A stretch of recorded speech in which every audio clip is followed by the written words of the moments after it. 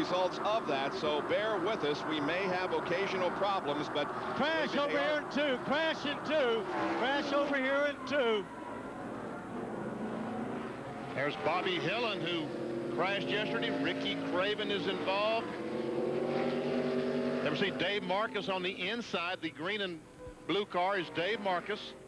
So the accident occurred at the back of the field, and Dave Marcis is ready to pull away. We wonder if Dale Earnhardt will be coming in now. Of course, they have to bunch up the pack before the pit area is open.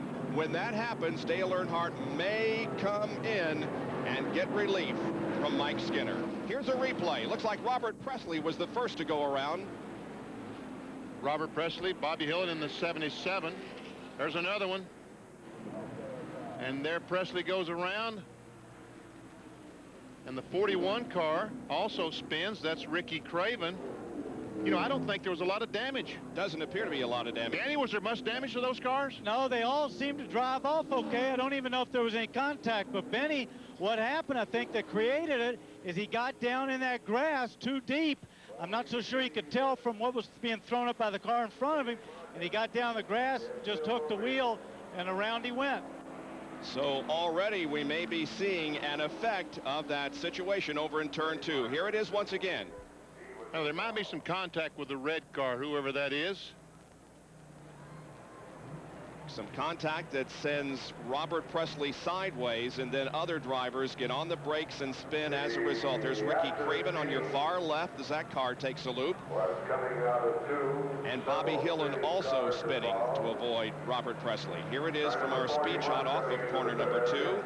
And all that smoke is created by Pressley standing on the gas. When the car got sideways, he just stood on the gas to try to get it away from the wall. If he had hit the brakes, the car would have slid up. There's what Danny Sullivan's talking about.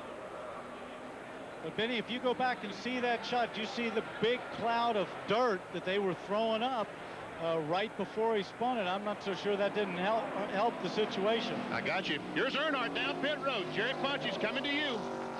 And Benny, at 55 miles an hour, he will come down and just radioed and say, hey, the car feels comfortable. Tell Skinner he's going to have a fine ride today here at Indianapolis Motor Speedway.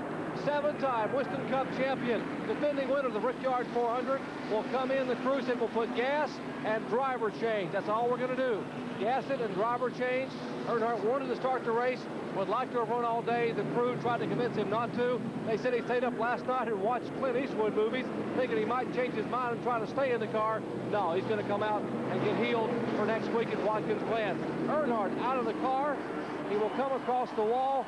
Mike Skinner, and listen to this crowd go wild as Earnhardt climbs out of the car. And Mike Skinner is in the car. As they're watching Mike get buckled in, Dale, the car pretty comfortable to you? Car pretty comfortable to you, Dale?